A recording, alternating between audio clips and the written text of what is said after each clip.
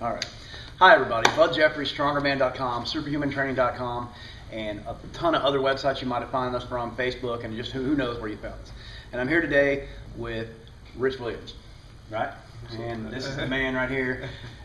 I don't want to say I feel small, but today I feel small. I'm going to just go with slender and sexy instead of small, but I feel a little bit, right now I'm a little body dysmorphic. I'm feeling a little bit like I need to go eat a couple of cheeseburgers or something, because Rich is a monster. Dude, 395, right? Yeah. And how tall are you? 6'3". 6'3". Jesus. I mean, I've been that size, but never quite as beautiful as he is. Oh my God, it's huge. So, okay, now people may or may not know, I mean, everybody should know Rich because he's been featured ESPN everywhere, and if you're into the hardcore muscle stuff we're into, you should know him, but we're going to talk about some of the stuff you've done and just kind of catch everybody up, all right? Okay. So you're in ESPN magazine, so tell everybody, just give us some background about what you did. I know you won the Mighty Mitts, the hand strength contest at the Arnold 3 years in a row. Yes. Which is ridiculous. I mean, you're talking about literally some of the best grip studs on the planet. Yeah. They're monster dudes and just crazy stuff. Mm-hmm. So just give everybody a little more background about yourself. Oh, okay. Well, I kind of started my athletic career playing football in high school, and then I went on and earned a full scholarship at Gardner-Webb University. Oh, nice. And I was All-American there. Had the opportunity to play in the NFL. I actually turned it down to pursue ministry full time, and I wanted to see how strong I could get. And I love lifting weights, and I always wanted to use my strength to kind of use it as a platform to talk to kids and stuff like that. And so that's always been a big venture of mine. And then, I got into the public school system and stuff like that. I traveled with a team called Team Impact for a while and did feats of strength ministries and stuff like that. And I've always kind of piddled around and I trained with Donnie Thompson. I've been knowing him since I was playing football in college, and that's kind of kept a long-term relationship with him. Right.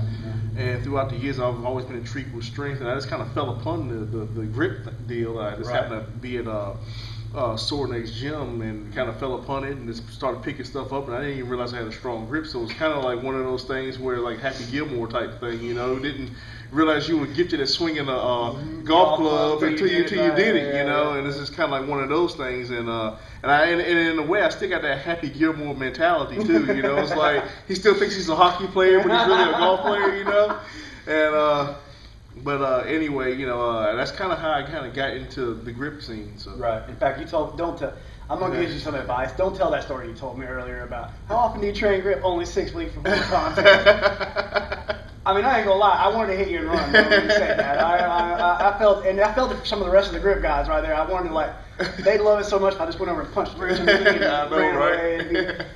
I mean, but you obviously took a natural gift and developed it. Right, yeah. Right. So, and I think a lot of it came from to be strictly honest with you.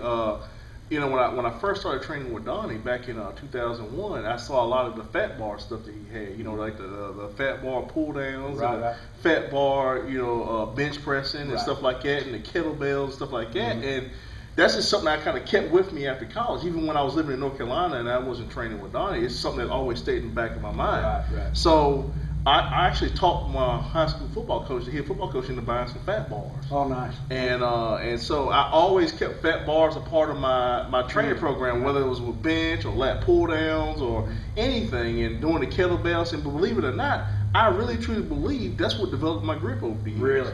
I think I train my grip without even realizing it. I think it's something indirect. I think I train my grip indirectly, I guess, and it just supernaturally got strong through that style of training. Right. And I guess it makes sense. I mean, you think about it when you're lifting weights. I mean, everything you do, you got to grip it. I mean, no matter whether it's squatting or benching or deadlifting, you got to grip it. And the tighter you grip it, it signals the brain that you're about to execute something. Well, you think about it, if you're doing lat pull downs and you got 300 pounds on the bar and you got a fat bar, you're doing, let's say if you do 4 sets of 10, you just did 4,000 pounds worth of volume with a fat bar. Right. Okay? Absolutely. And so you're not thinking about, you just think, I'm training my legs, getting some back work in. Well, just think about all the years I've done that.